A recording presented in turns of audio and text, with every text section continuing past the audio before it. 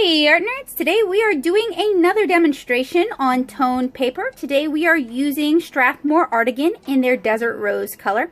We're going to do two types of skin tones from start to finish today. That means we're going to make completed illustrations on this Desert Rose Artagain paper. So on the left we have a character with lighter skin tone selected. On the right we have a character with darker skin tone selected.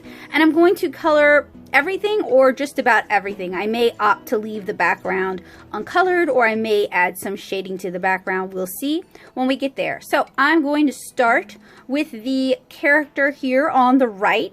The skin tones we're using for her are E17, E27, and E49. If you're interested in learning more about my favorite selections for skin tones, you can click the video here. And if you're interested in learning how tanned or toned papers can affect your marker art, I have another video that's going to be in the cards for you guys. We're also going to be using BG11 Moon White to do the whites of her eyes. So I'm going to start with the whites of her eyes, and I'm going to apply an all over fill of Moon White first. And this line art is one of my line arts. It's actually one of my new charm designs, so I hope you guys will look forward to seeing those. They are going to be super duper cute. And this was printed out using my toner printer onto Rose Artagain paper. So if you're interested in learning how to print your own line arts, I have a tutorial for you guys. And then once that has had a chance to dry, we'll do another layer of the same color at the top. Because we're already working on a toned paper, the toned paper does provide a mid-ground. It also means that whites are really going to pop, but it also means that you may need to go darker with your colors than you would normally go. So now that that's dry, we're going to start with E17, and I want to utilize the base of the paper. So I'm going to grab a blending marker, and we're going to go ahead and apply our base skin tone.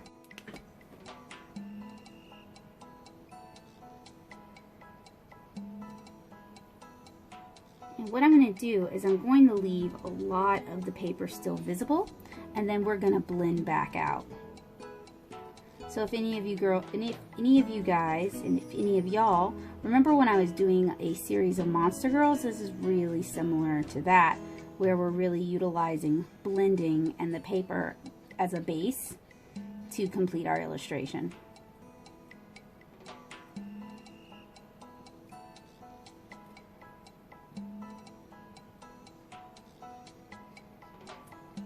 I also have tutorials on determining where the shadows on the face should go, so you guys can check that out by clicking the card here as well. I actually have several really good Copic and alcohol marker tutorials here on this channel, so if you're interested in learning how to use alcohol markers for your own art and illustration, you should definitely consider subscribing if you haven't done so already.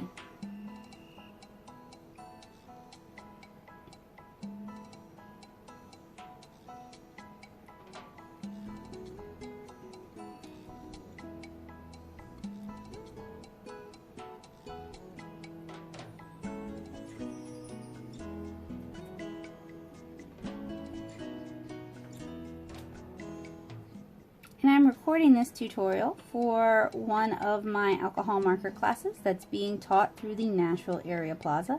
By the time you guys see this video, unfortunately that particular class will have passed, but I will probably be teaching other classes, maybe even a repeat of this class through Plaza. You guys can check out my blog at natosoup.blogspot.com or the Plaza website for more information on my classes.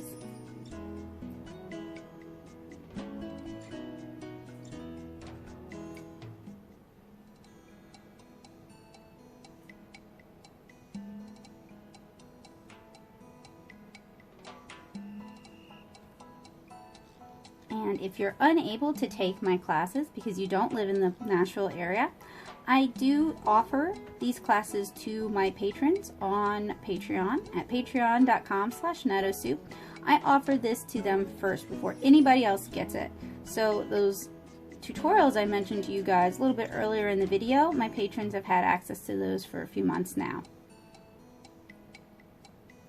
So joining me on Patreon is a really great way to gain access to all sorts of really great art tutorials, some of which are never available to the public, to gain access to all sorts of art resources like drawing demonstrations, drawing tutorials, and also to help support what I do here on the channel. So that was a base of E17. We're now going to use a blender marker to just kind of blend the transition between the color of the paper and the color we just applied. And you don't have to utilize this technique if you don't want to, if it doesn't help you accomplish the kind of art you want to create. This is just one technique. It's good to have a variety of techniques in your art arsenal.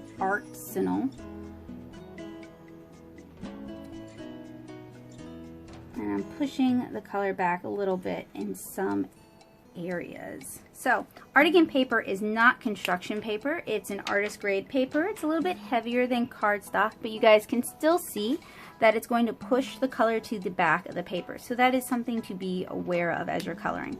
We're going to apply another layer of E17.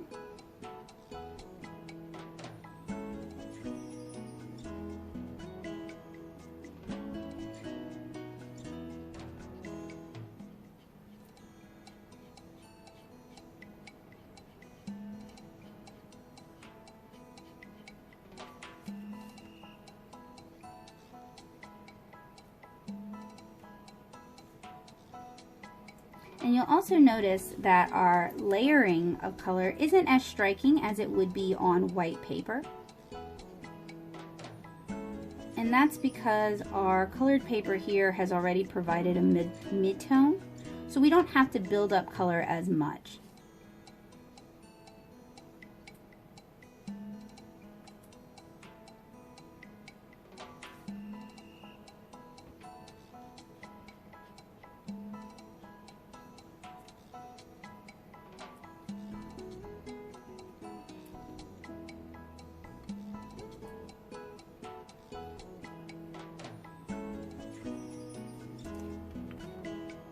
Alright, so that was E17. Perhaps we'll come over the eyebrows just a little bit. Yeah, that actually makes it look a lot better. So next I want to apply some blush. I'm going to begin with E04. And generally I would apply this first thing. And you guys may have seen that in some of my other marker tutorials. This may lighten our E17 a little bit.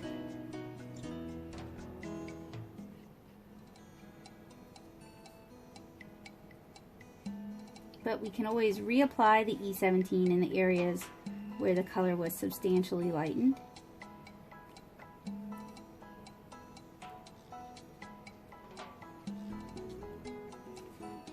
Then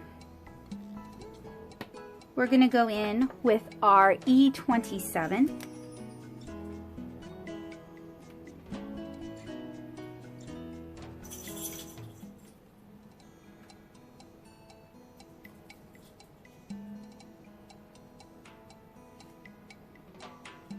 And if the transition seems too harsh or if it seems too dark, we can always blend it back out using the E17.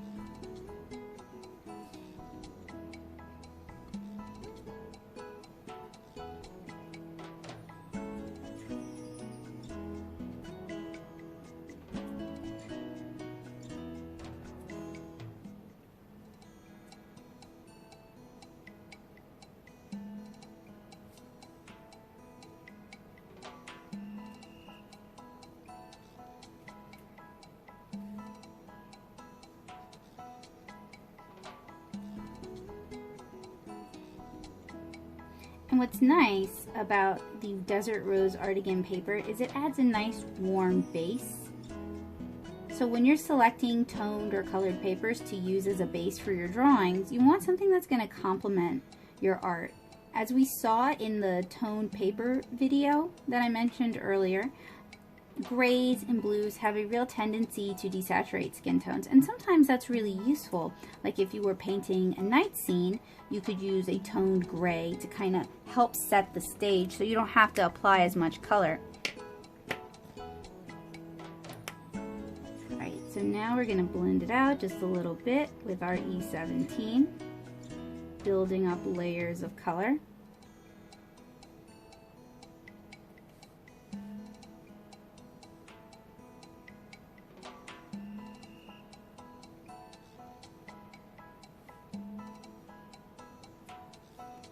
Another nice thing about these tone papers is that streaking isn't quite as apparent on these papers as they would be on, say, white paper, where you can really see where you unevenly applied color.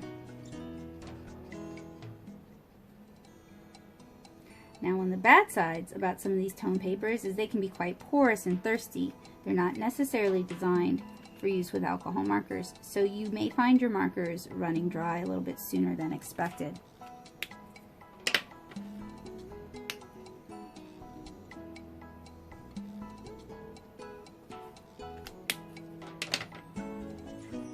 Next, I'm going to apply some shading colors and a darker shade of blush. So I'm using V17.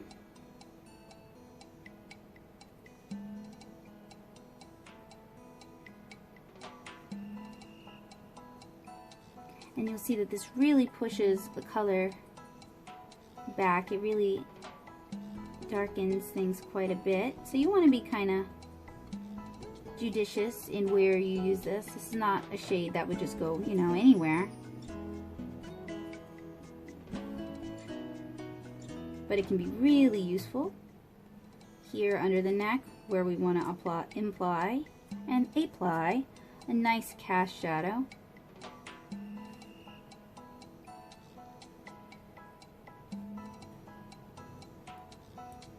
And of course, you can blend it out with E27 if you wish. And then we have an even darker shadow color. This is V28. And maybe we'll just apply that on the neck. And then I promised you guys another blush color. So we have R39 Garnet, which we're gonna put on her lips.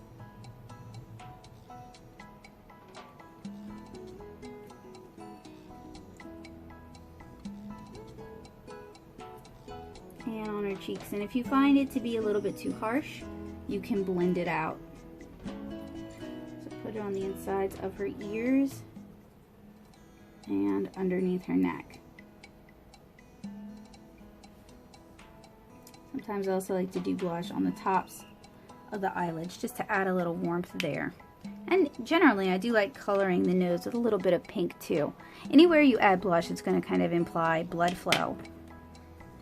And then finally we're going to use E49, our darkest color for this particular skin tone.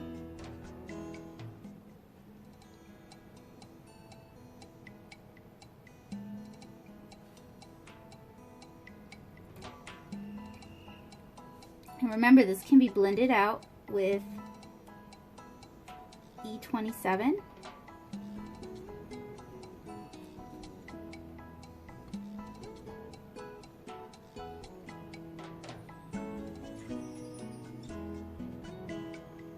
Underneath the eyebrows, maybe along the tops of the eyes, and maybe kind of around the rim of the face. Underneath some of these flowers. Blend this side of the face out a little bit with E27.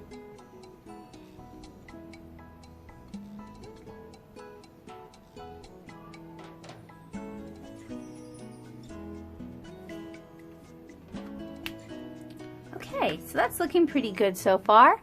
The colors we've used so far are BG11, E17, E27, R39, E04, V17, V28, E49, and then a blender marker. So next we're going to start working on coloring her eyes and coloring the flowers in her hair. For her eyes, I'm going to use YR14, E08, and E09. I may end up grabbing a darker color as well.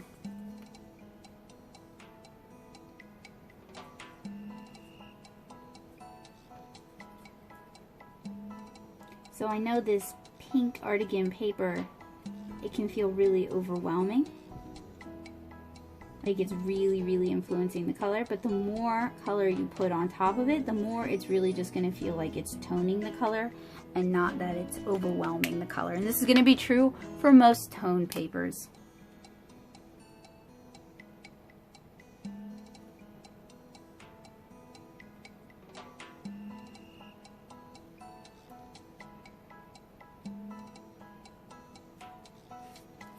And I'll give that a little bit of a chance to evaporate since that's kind of wet into wet. Alright, now that it's had a little bit of a chance to dry, we can go back over it.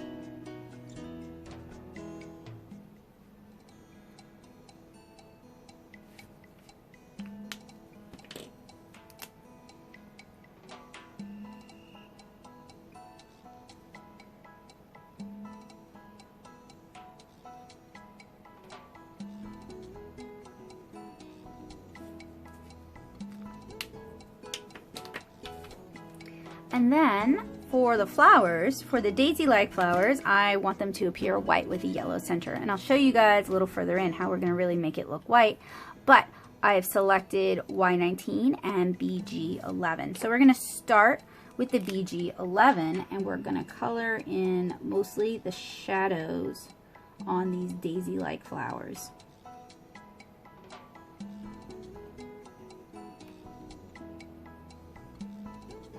We're also going to color these little like flower tufts as well.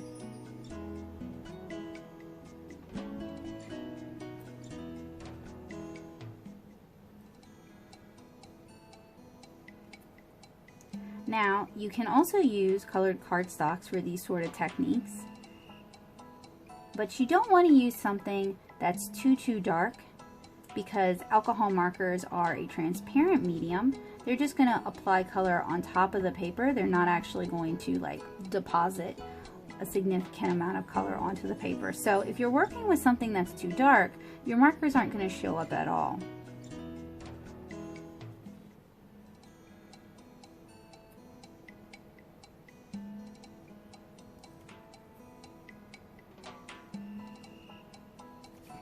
And maybe for her eyes, we might want to do something that's a little bit darker. So I have, I guess BG23 will work in a pinch. Yeah, it'll work. And I'm just kind of applying it to the top shaded halves of her eyes to make it seem like light's hitting it and casting a shadow. We apply light by applying shadow. And then for the centers of the daisies, I'm mostly just doing the shadows on this too. Now if you want to add white highlights, you can use white color pencil, you can use white gouache, you can use white gel pens. There are all sorts of things you can use to add white highlights. So for the roses, I like that they're kind of the pink of the page, so we're going to stay pink. And I have here RV13.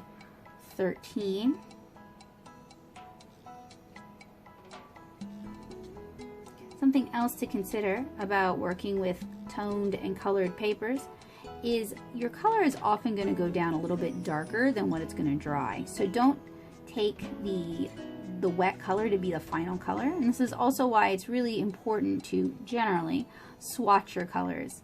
I'm working with colors I'm pretty familiar with from prior tutorials, so I'm kind of staying within my comfort zone for this.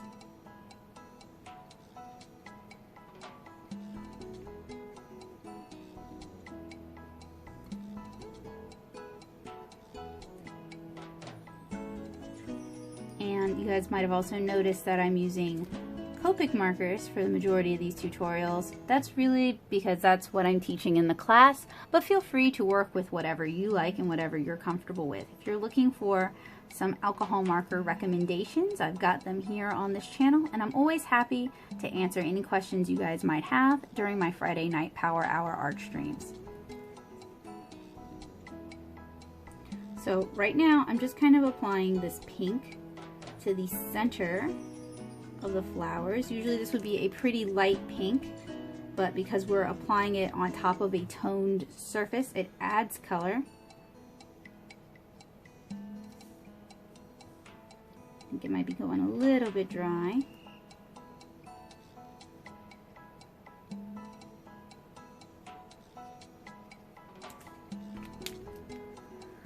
And then I'm going to go in with a darker darker pink. We have RV14.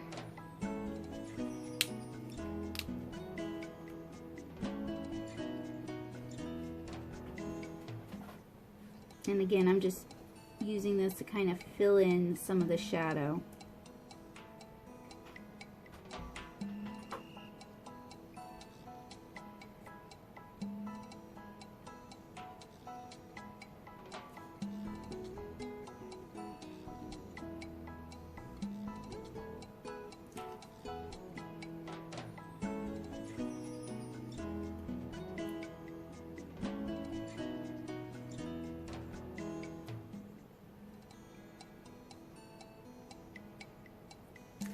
Okay, so now we have our flowers and our eyes. The colors that we used were, for the eyes, we used YR14, E08, E09, and we also grabbed a darker blue, which I guess I put up, and I apologize for that. Yeah, here it is. We grabbed BG23, which is Coral C. For the white flowers, we used our BG11, and then we used Y19 for the center of the flowers. And then for our roses, we used RV13 and RV14. So next, we're going to color her hair. We're going to go with a more natural hair color for her today. If you guys are interested, I have a tutorial on some very basic hair blends that work, and you guys can check that out by clicking the card here.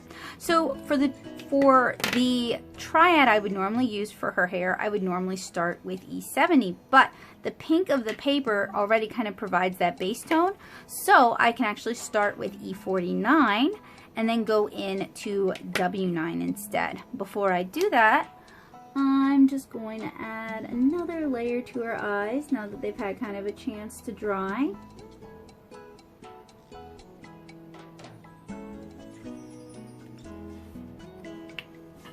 And we'll go ahead and dive into her hair. So for her hair, I actually want to leave some of the color of the paper still visible, so I'm using kind of these light springing brush motions since she has really curly hair. Now I could blend back out using the E70 rather than the colorless blender, and that's going to create kind of a mid-tone between the Desert Rose paper and our E49. It's really kind of up to you. Maybe you don't want to soften the transitions. Going to be a matter of your taste as an artist.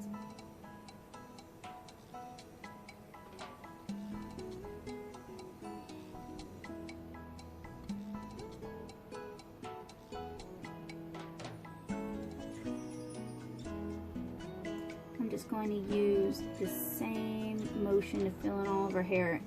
Now, in some of these areas where it's really tight and there's a lot of detail going on, I do need to be a little bit more careful.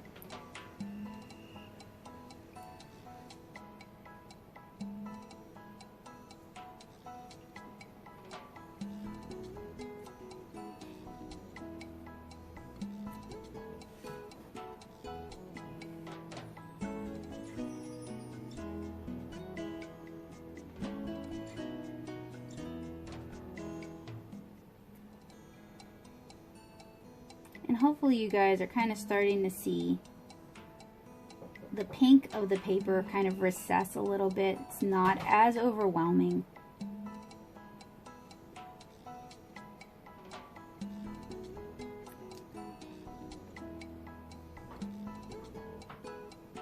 Now, I have really old videos here on this channel where I talk about toning your paper using Copic wides or applying kind of a toning mist or a toning spray to apply a certain color or a certain set of colors to your paper using alcohol misters.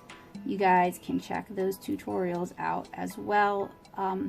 Those are effective means, but this is much easier. It requires less.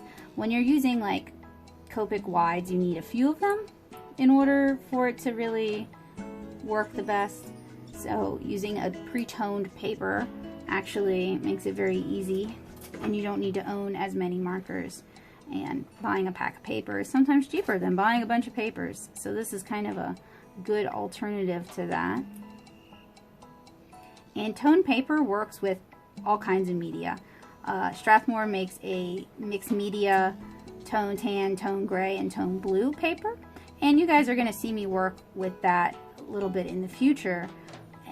That's going to be receptive to alcohol markers, to watercolor, and to colored pencils and watercolor pencils, things like that. It may even be receptive to pastels if you apply kind of a finish to it first, or a grippy surface, because it is a little bit smooth. Could use a fixative on it just to give it some tooth.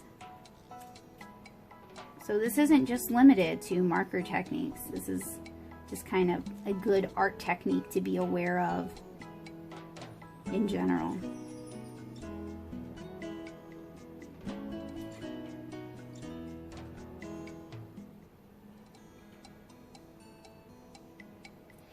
Okay, so in some of these areas I'm going to use E70, and I'm just gonna soften up that transition. Just kind of areas that might be further away from the light. We'll soften that up a little bit.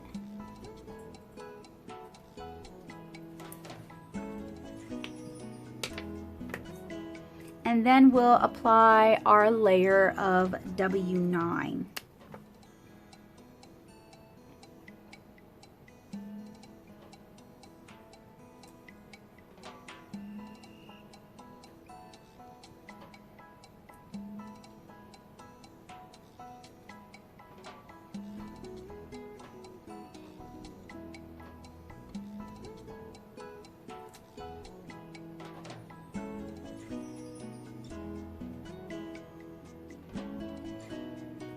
This isn't quite as striking as it is when you do it on white paper. We kind of lose the transition between between E49 and W9. So you may want to go in with black or special black or W10.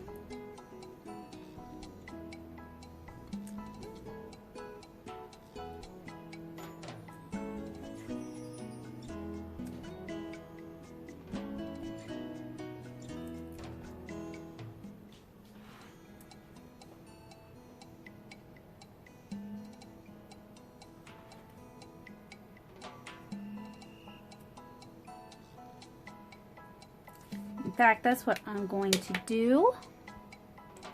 I have here 110.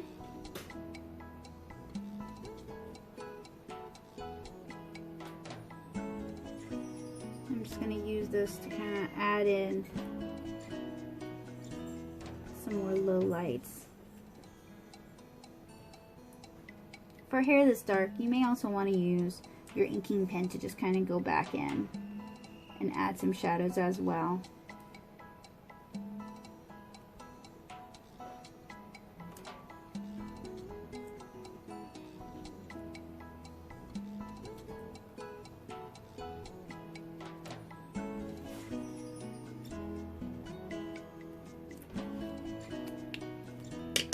Okay, so next thing, or rather, the colors I used for this part of the tutorial are, we went back in the eyes with E09.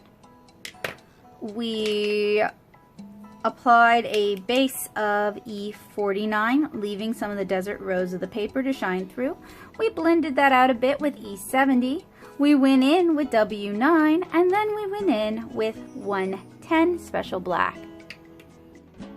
Now I'm just going to add kind of a bit of rim lighting or rim shading around her using BG11, which is kind of our designated white shadow in this piece. You can go back into your flowers and add a little bit more shading as well if they're kind of getting lost.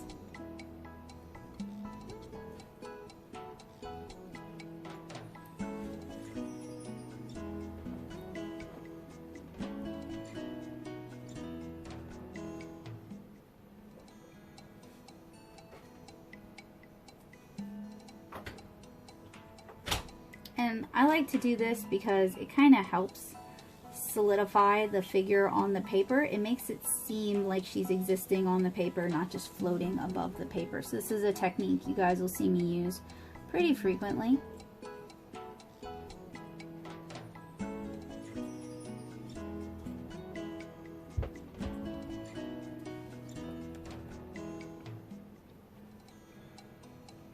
And if you find the transition to, again, be a little bit harsh, you can blend that out a bit. Maybe we'll do that up here.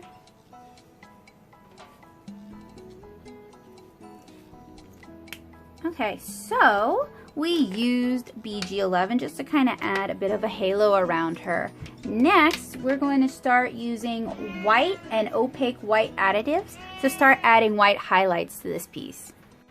So here are just a few of the opaque white pens and other sort of art supplies that you can use to add a bit of white to your piece. I'm looking around trying to find my white Uni Signo and I can't seem to find it. You don't have to use white actually. You can use color pencils on top of tone paper and those are going to be a little bit more opaque. You can use opaque watercolors. You can use watercolor pencils. You really don't have to just use these sort of materials. In fact, these may add a harsher line than what you really intended. So we have here a Neo Pico line white, which I think is actually on its way, yeah, to the garbage can because it is dyed. So unfortunately, I can't use that. But we also have a Winsor & Newton pigment marker. This is the only good pigment marker they have, in my opinion. And you can use this very delicately just to add maybe a little white. And what's really nice about this particular product is that you can build up your opaque white slowly in layers. So it's not just like wha-bam, opaque white. It's like a softer opaque white.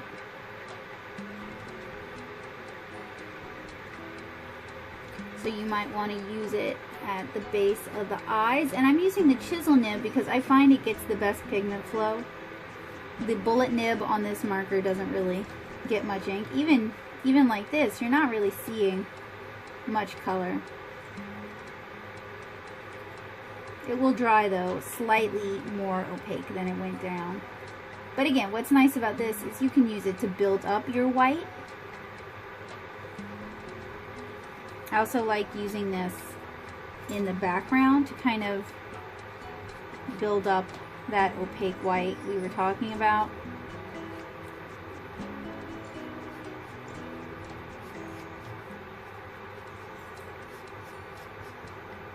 And you do kind of need to let it dry in between layers because since it's a pigment base, it can start to tear up your paper a little bit. But now you guys can kind of see where the opaque white is coming in now that we've kind of built up enough of it here.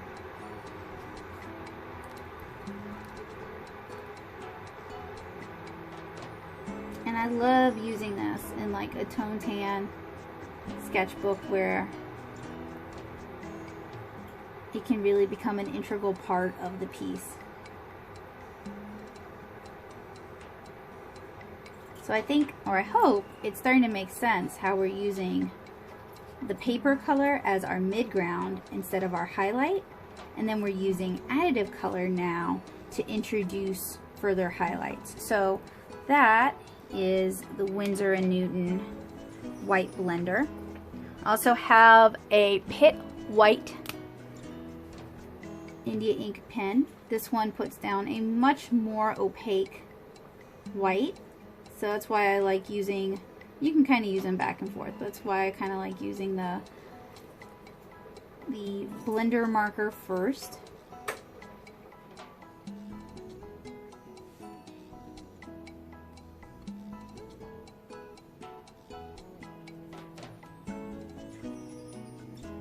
Now this large bullet nib actually makes it kind of difficult to use if you like to work small like I do.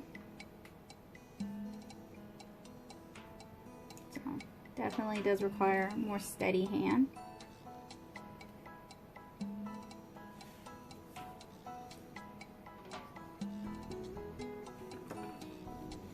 And then we need to give that a chance to dry. I also have a Michael's Recollections opaque white marker. I'm gonna just kind of blend the Pitt pen out just a little bit using the white blender pen from Winsor & Newton.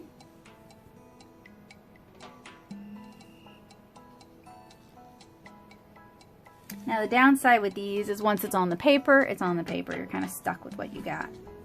We can also use a very fine gel pen just to kind of add some white hairs, like the light's hitting some of these curls.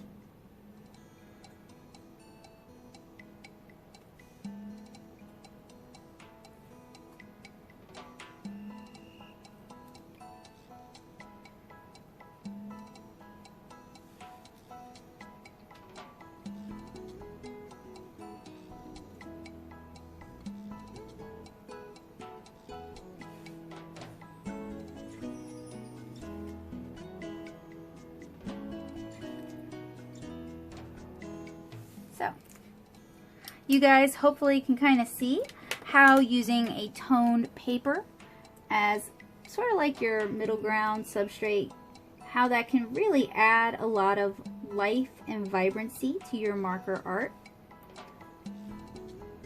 So that was somebody with a darker skin tone. Next we're going to do a character with a lighter skin tone.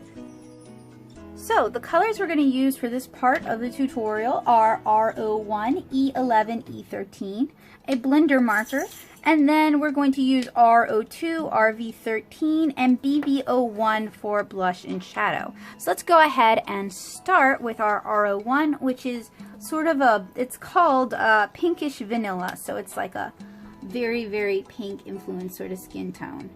So what I'm actually doing with the lighter skin girl is I'm going to do full coverage with her, and that's going to apply kind of a skin tone base. With the darker skin girl, we could use this as kind of the highlight because it was lighter than our base skin tone. But since this is darker than our base skin tone, we're kind of work with it and use this to tone this instead of the other way around. Hopefully that makes sense. You guys don't have to do an all-over fill application like this, but it's the method that I find to be the most effective when working with papers that are darker than my final skin tone.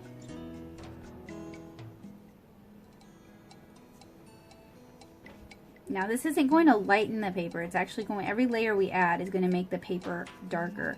So we're just doing this as kind of an initial layer. I'm going to allow it to dry, and then I'm going to apply another layer of R01.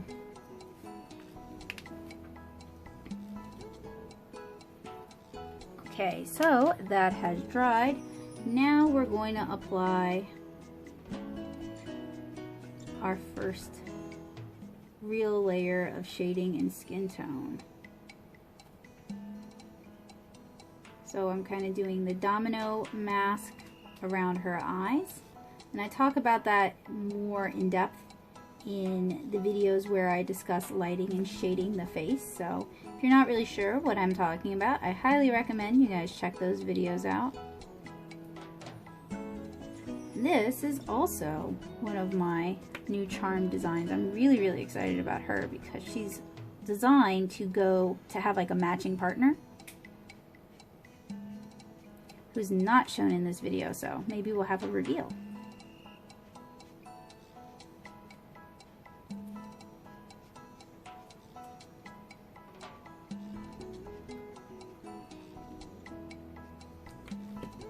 Now that I have that base done, I'm going to switch over to E11.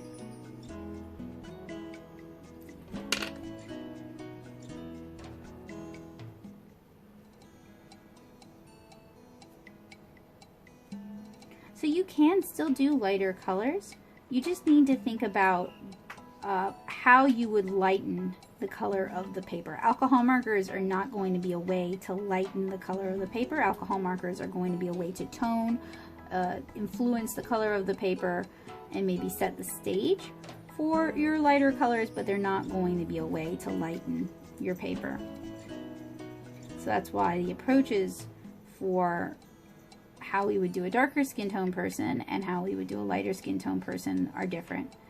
Now you could use color pencils, watercolor pencils to do her skin, and then do the darker areas with your alcohol markers. You can always go mixed media. In fact, I encourage mixed media. For this tutorial, I'm not really going to do that, but it is definitely an option. I think it's a pretty good option.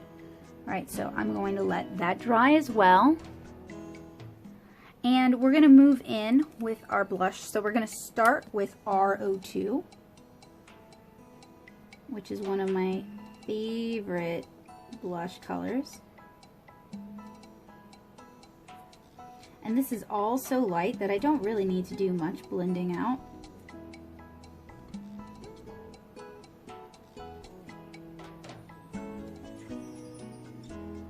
So I applied it to her cheeks, to the top of her eyelid, underneath her nose, to her lips, and to the inside of her ears. Now I'm going to switch over to RV13, which you guys remember from this tutorial here.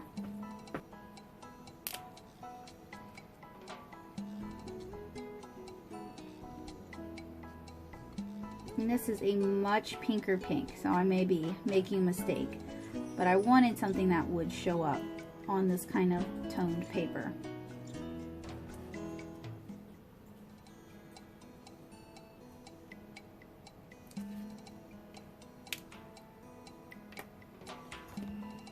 And then, once that dries, we're going to go in with BV01. Alright, so that's had a chance to dry. I'm going to go in with BV01. I had to double check.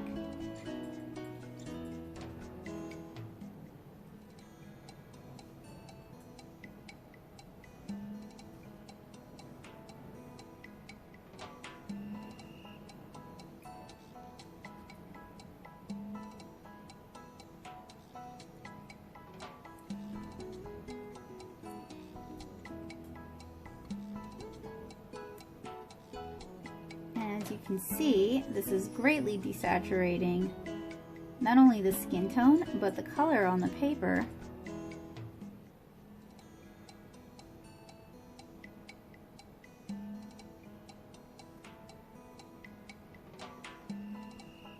Which is pretty, I think it's actually a good thing, because the skin tone and the color of the paper were starting to get really samey. And then I want to go in with E13.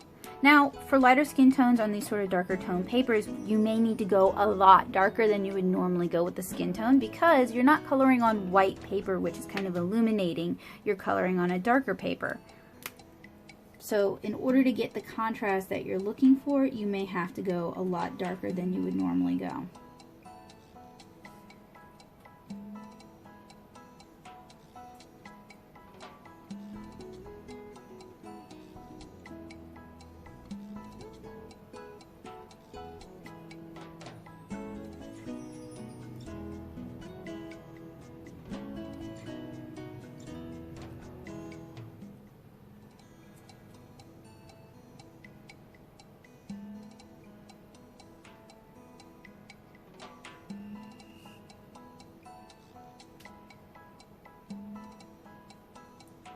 Or you may opt to only color the shadows on the skin and leave the rest this mid-tone. Working on these kind of tone papers really opens a lot of options up for how you're gonna pursue your art and how you think about color.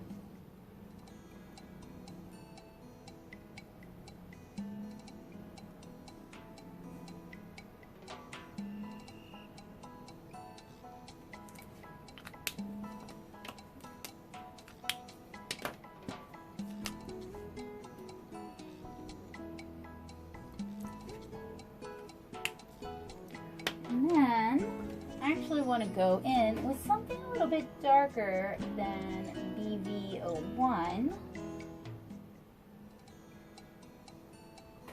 So I have here BV04, and I'm just going to do that right under her chin since that's getting a little bit lost. And maybe right where the hair overlaps the face.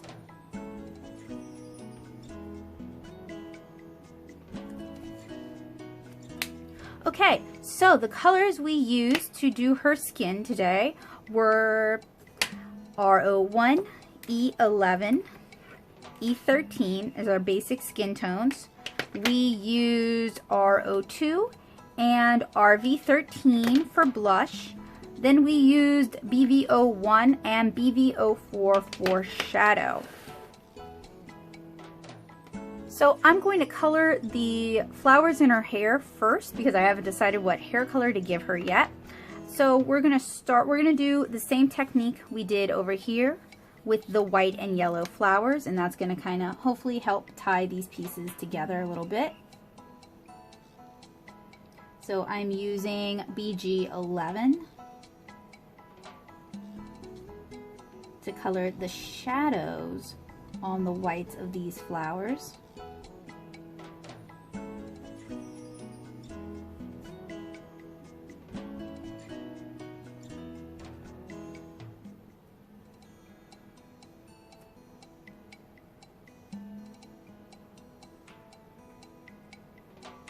And if you guys are interested in learning how to draw and color flowers, I have loads of tutorials here on this channel that you guys can check out after this video. So then I'm going to do the center in Y19. And I'm really just kind of doing the shaded part of the center.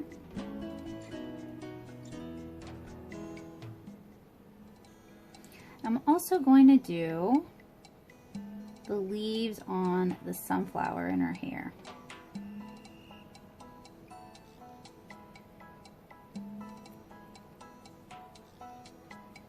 And generally when I'm coloring things, I color the light things first and then I move on to the darker things, because if you get the light things in the darker areas, you're going to cover that up and that's not going to be noticeable. But if you get the darker things in the lighter areas, then that's much harder to fix.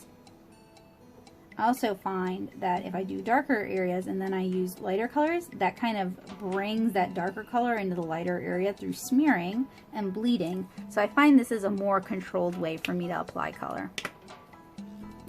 Go back in with our BG11.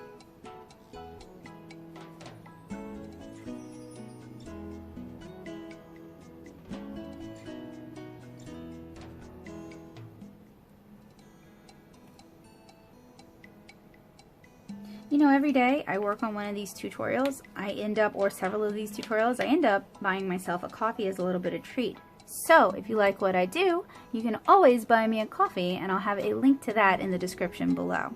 So I'm going to do another layer of Y19, mostly in the background flower, the background petals, but also in the centers of the petals. And a coffee is a great way to say, hey, I really liked a specific video without all the commitment of joining me on Patreon.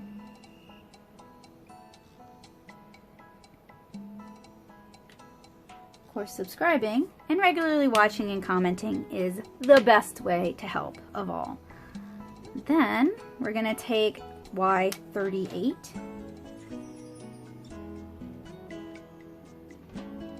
start filling in those back leaves, coloring a little bit more of the center.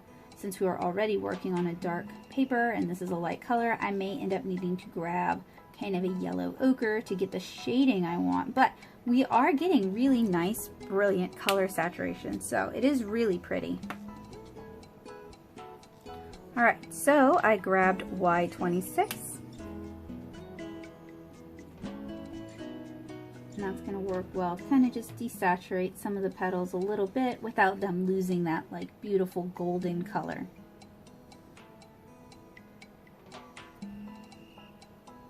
Kind of tempted to give her a fantasy hair color. First of all, because she has big old elf ears, and secondly, because we did a natural hair color on this beautiful young lady here.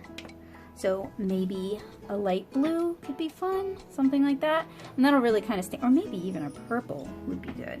I think blue. Then I'm going to use E09 to fill in the center of our sunflower. And I'm going to leave a little bit of the desert rose pink of the paper still visible. Then while it's still wet, I'm going to go in with E49 in the center, and that's going to kind of diffuse blend.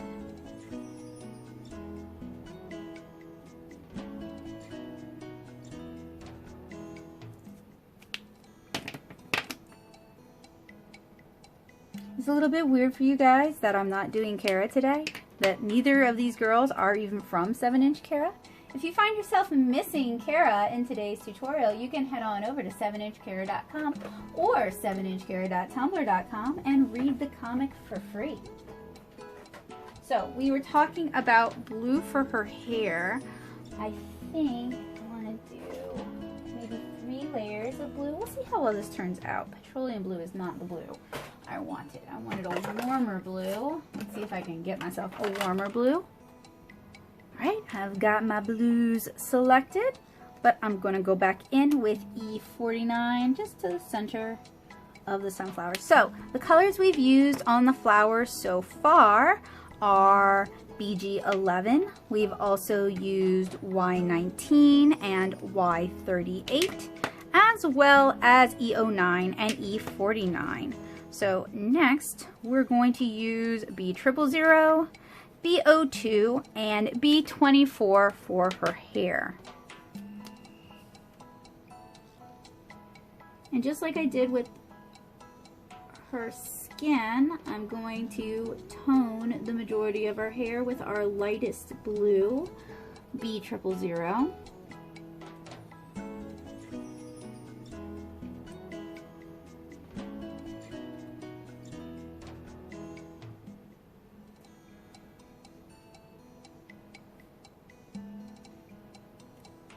Leaving some areas that are not as filled. That's not really as noticeable as I'd kind of hoped. That's okay.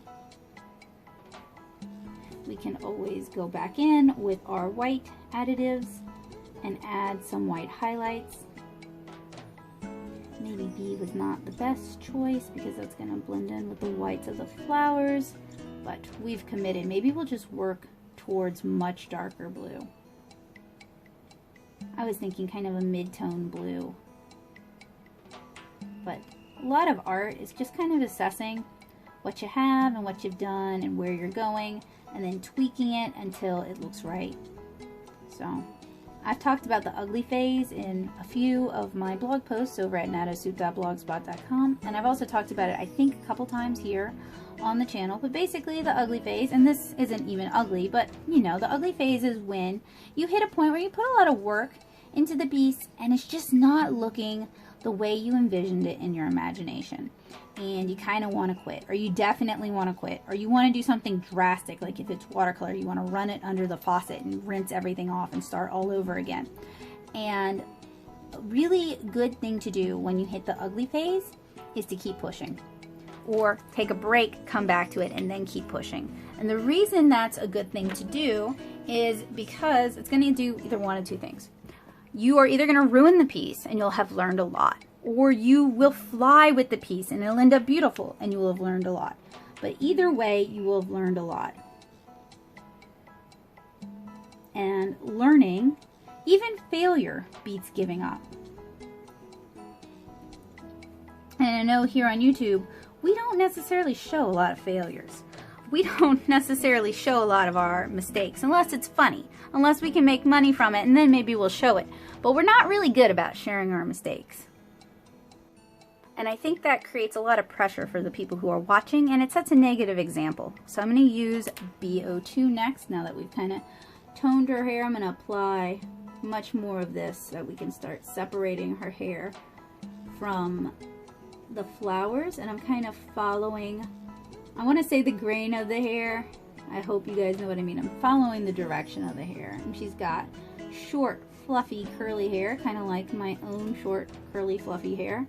So I'm trying to really keep it feeling light and fluffy.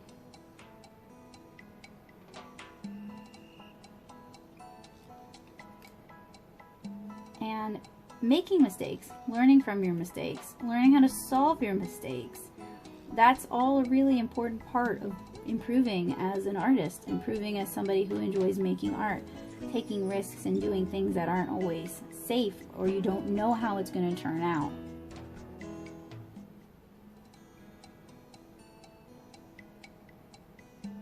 And watching tutorials like this one, that's all well and good, but it's not until you start applying what you learn in the tutorials to your own stuff and then trying to push it to the next level, that's when you're really going to start to learn.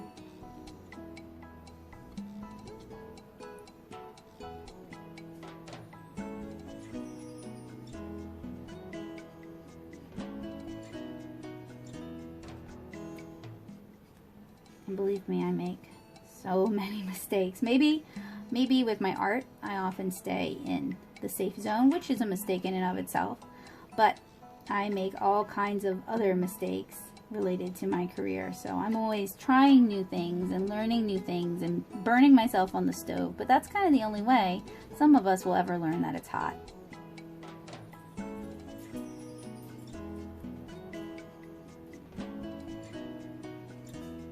So don't beat yourself up if things don't turn out the way you want them to, if they turn out differently, and if you don't like how they look.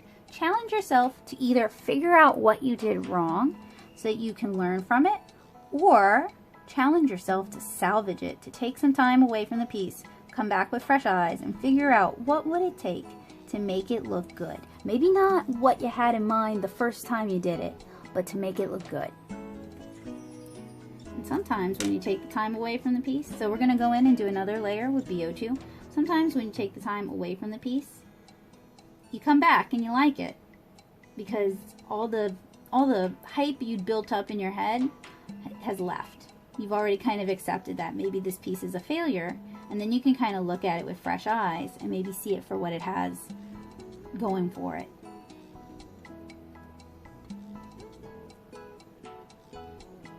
And this is true for comic pages, it's true for illustration, it's true for what some people call fine art, it's true for design, it's true for lettering, almost any kind of art you can think of in most crafts.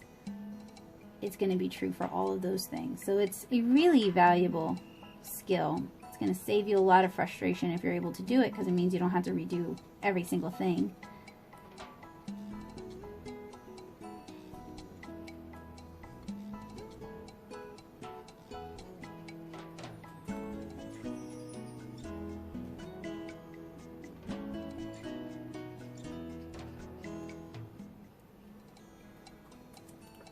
Okay, kind of liking the blue hair. It's definitely adding a little something different to this piece.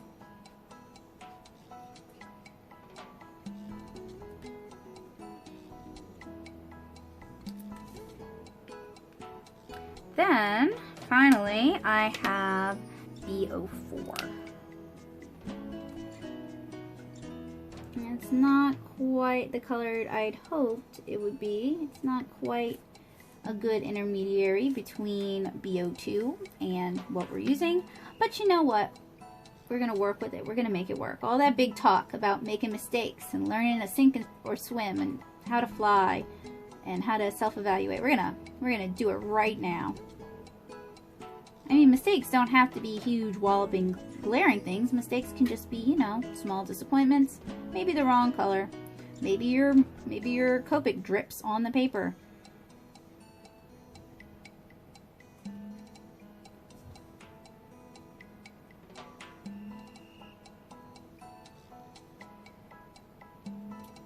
You have to be flexible as an artist because all kinds of things can happen. A lot of them out of your control. You can't always control the environment you're working in. You can't control the weather outside, and that's going to control how your watercolors dry, and even controls how your alcohol markers dry on the paper, how quickly they evaporate into the air.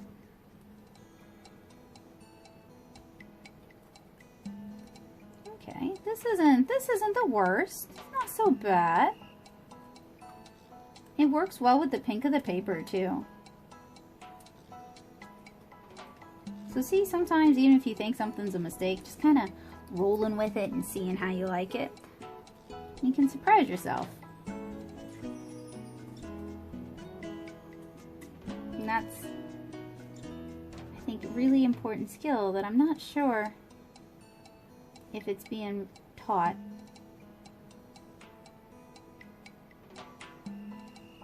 But you guys are so motivated. Y'all are such go-getters. Looking up tutorials online, trying to figure out how to draw and use art supplies that maybe isn't getting covered in class. So I know y'all are smart cookies.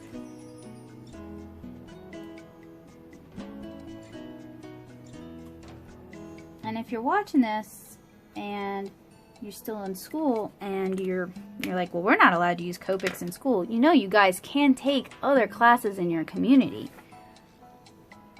What I'm doing here, this is for a class being taught through one of the local art supply stores.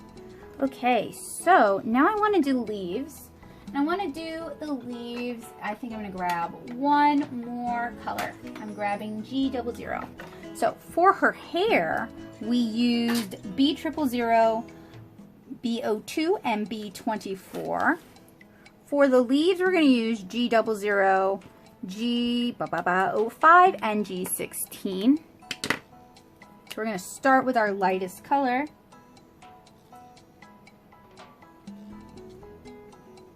We're going to fill in these leaves. So we're basically toning these leaves green because pink and red are contrast colors for greens.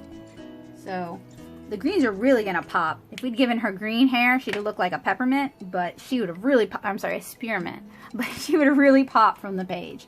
Then we're going to use G08.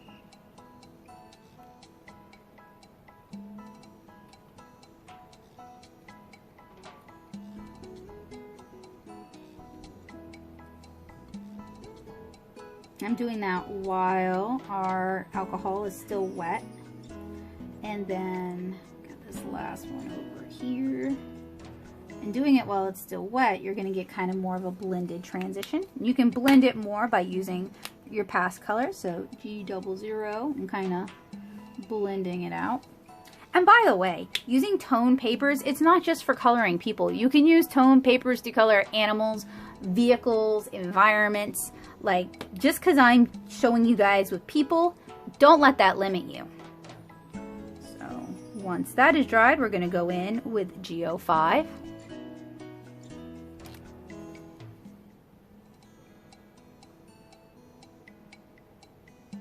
Because, as we've talked about in some of my other alcohol marker videos, you can get about 3 layers of color from most markers. Now, on tone papers, that doesn't seem to be quite the case. I think we're going to get 2 at best. But you can still layer color and develop color. I think she's turning out really cute, though.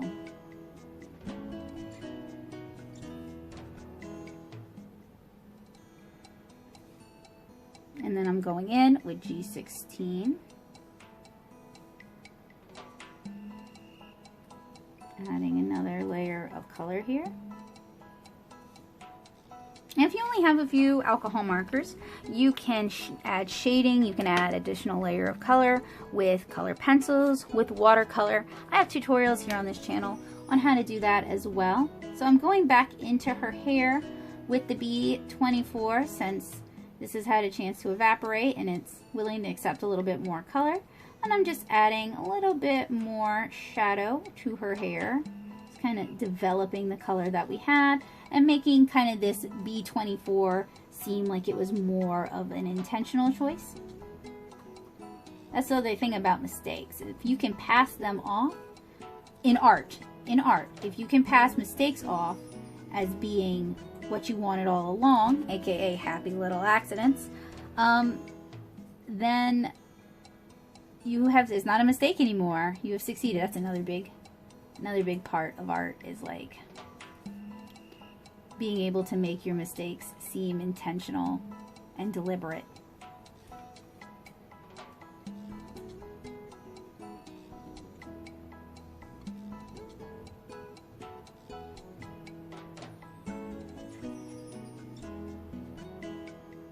As a comic artist, that is a skill I've definitely had to develop. Okay, I think we're just about done with our base colors. So for the leaves, I used G00, G05, and G16.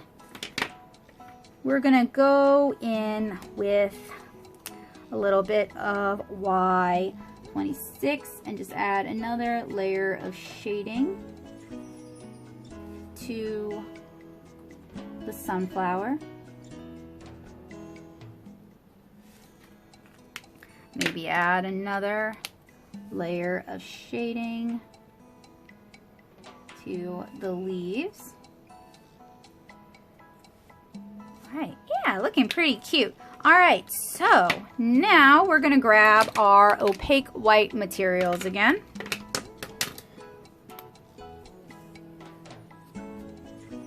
Oh no, I want to actually use a color to kind of throw that into shade. Now, since she has blue hair, let's go with pink. So I'm going to grab a couple of different pinks. We're going to use RV23, RV13, and then let's do RV14.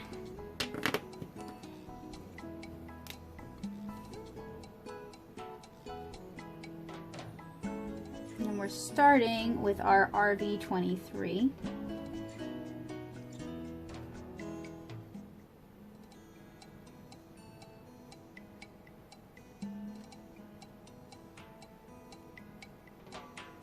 And where the sun is hitting her, I'm actually adding this shadow color.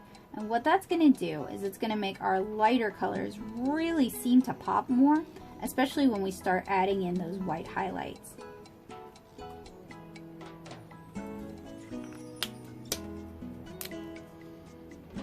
And this is a technique that works for any media you're using. So it's not just markers, it's watercolor, color pencils. You could even use it with like Crayola markers. Whatever you're using, this is a technique that is kind of a universal.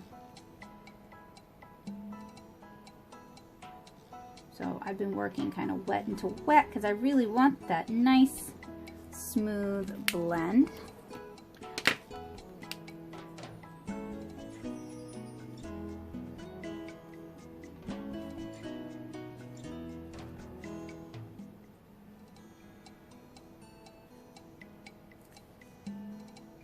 And then on the underside, opposite from where the light hits, we're going to put more of that.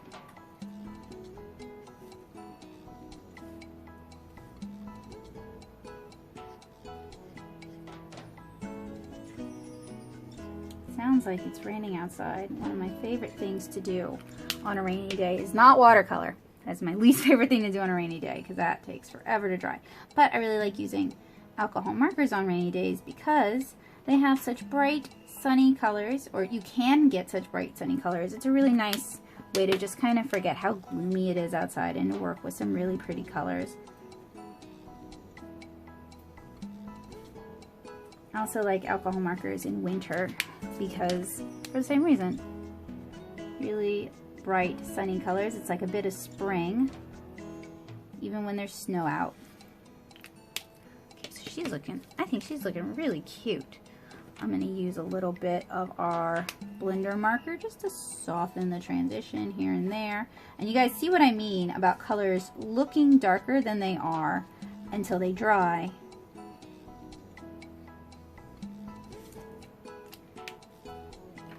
So it's really not worth getting in a tizzy over. So the colors that I just used are RV23, RV13, and RV14.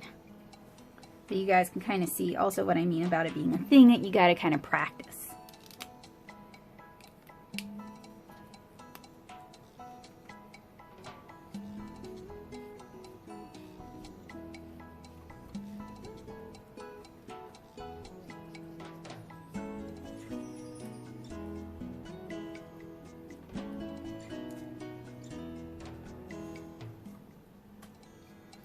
Trying to think about where I want to add my additional white.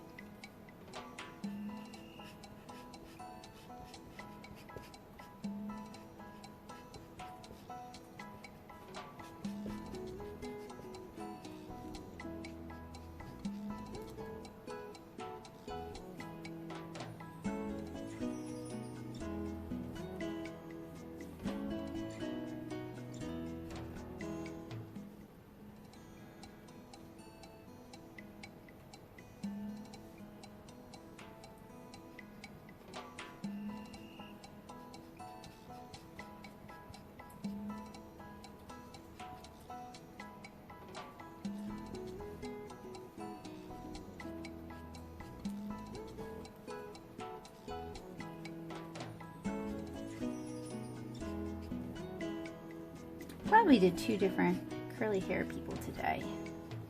I don't know if I do a lot of curly hair on this channel.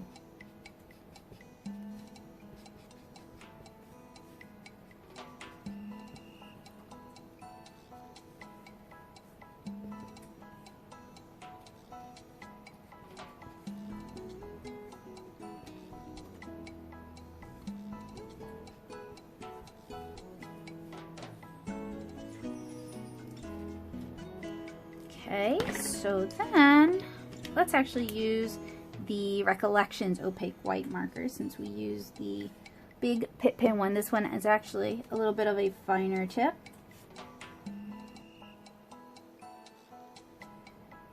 I want you guys to do me a really big favor because sometimes I don't get a lot of feedback from y'all and I don't know what's helpful and what's not helpful. So please comment in the comments below what was one thing that you found really helpful in this video, one thing that you learned. Because if y'all aren't learning anything at all, that kind of takes away the point.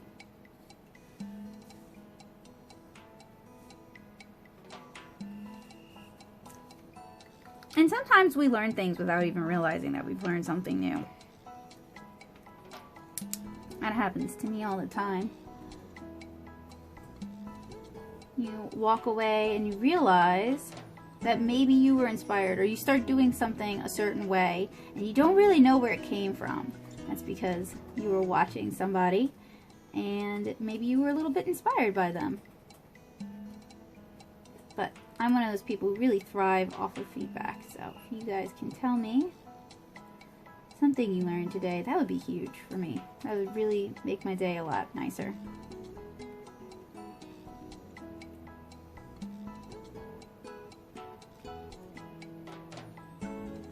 Adding a little bit of really fine white highlight to some of these flowers.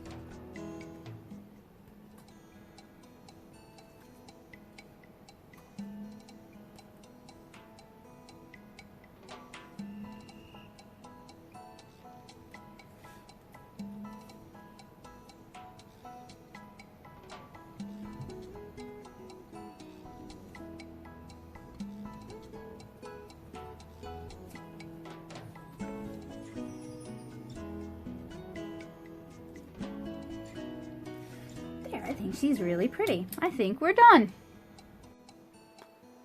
Alright, art nerds, I want to thank you guys so much for hanging out with me today and helping me color these two beautiful girls.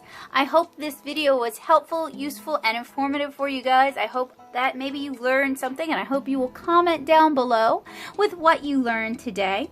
I really enjoyed working with this with you guys, and I hope you guys will check out some of my other alcohol marker tutorials here on this channel. If you guys ever have any questions, please jump in on my Friday night art streams and let me know. I'm more than happy to demonstrate techniques for you guys.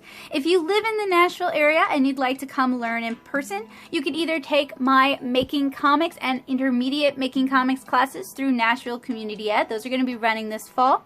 Or you can take some of my alcohol marker and watercolor classes through the Nashville Plaza. You can find more information on both of those on natosoup.blogspot.com, or you can check the community tab for announcements for when classes are running. If you don't live in the Nashville area, if you live in Louisiana, you may be able to take some of my classes with St. Charles Parish Library. I offer classes in the summer and I offer classes in December, and you can ask your librarian when Miss Becca Hilburn is going to be back in your library. If that's still not you, you can take my classes through my Patreon at patreon.com/natosoup. My art nerds get all sorts of behind the scenes extra goodies, extra stuff to help them make art. They also get early access to my videos, and they get sometimes exclusive access to things like presentations and handouts and printables that I've made for them to follow along. So if you're not in Louisiana and you're not in the Nashville area, that is a great way to not only support what I do, but to get a little extra art education in. So thank you guys so much for watching. Hopefully I will see you guys again really soon, and I hope you all have a wonderful day. Bye guys!